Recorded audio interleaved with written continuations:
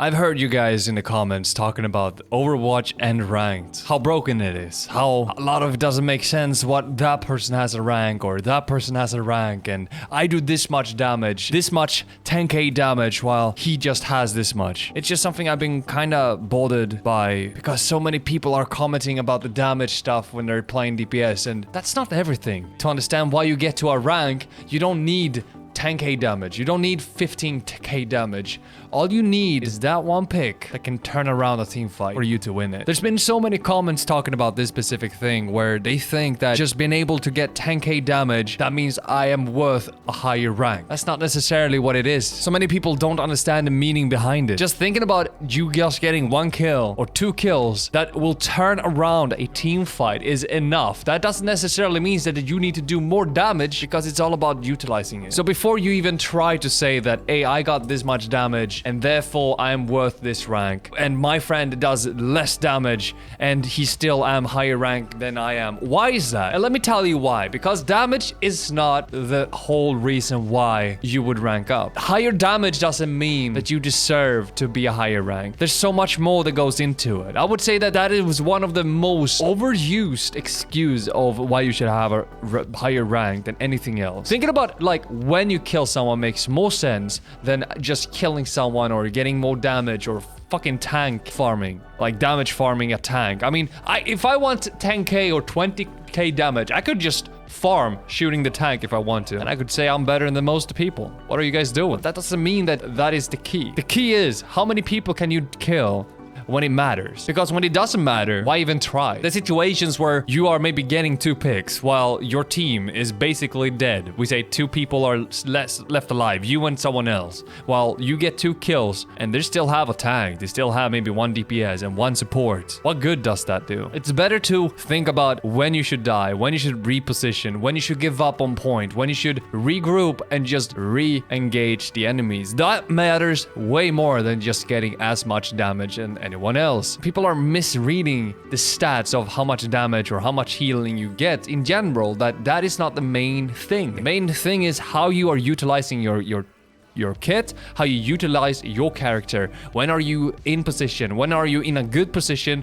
When are you not in a good position? Think about all those things. Positioning.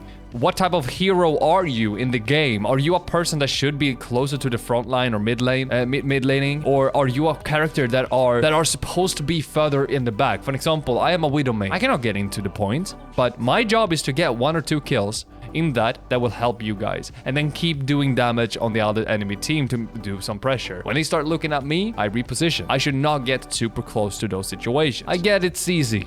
I understand that it's very easy to just get into blaming the other person or blaming the team. I can do that too. It can be very tilting when the team is not utilizing what it is, and sometimes your main hero that you want to use is not necessarily the one you should be using. They should rethink how they perform. For example, if you're a Widowmaker, how many final blows do you have in the game? If you have a lot of final blows, averaging pretty good final blows, and those kills make sense of, you know, making the team able to push forward, helping the team with the team fight, that's great. But if the team are dying before you're even able to do anything, then that doesn't matter if you get kills after your team is dead. Reposition, talk to the team, say ideas of how to make them survive longer. It's fine. I mean, it's not toxic to try to give some strats to the team. I understand that a lot of people can take that in the wrong way, but ideas are one thing. And if they're not listening to the ideas you're giving you, it's fine. I mean, your ideas doesn't necessarily either mean that it's correct, but you give an idea of a strat that you think would work. That's better than not giving an idea at all. Not pinging people of like, hey, go back, regroup, saying something.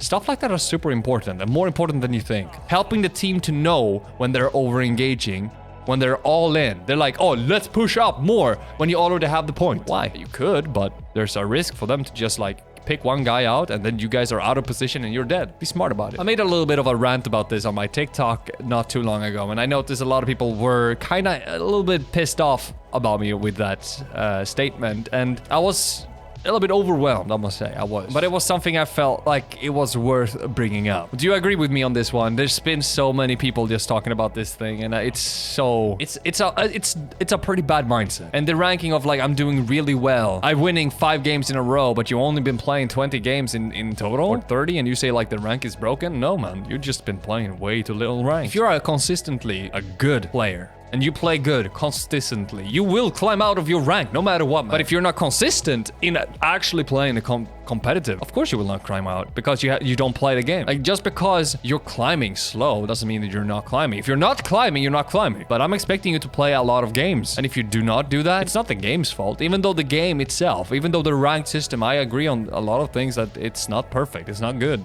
in many ways, but it's very simple to understand. The MMR now makes sense. Like, now you have your MMR is with visible rank. Like, think about like you learning about how to play against better players. How should you play? And something I learned when I died so much was my positioning was way off, and the way I played Widowmaker, for example, in higher tier, I should have reconsidered them. I missed shots I shouldn't have as a Widowmaker too, which is also something that I learned. Like, I should punish these people, and I'm not able to do that, which means is that I'm not good enough to actually get in that higher rank yet. So I know personally that I have a lot to learn. I play way too little ranked, and that's my fault, not the game. I think I could probably get into Diamond. I wouldn't be surprised. But my problem here was that I was playing too little. And I think majority of you guys who's been complaining a lot too, playing too little of the game. It's been Payset. I hope you guys have a wonderful day.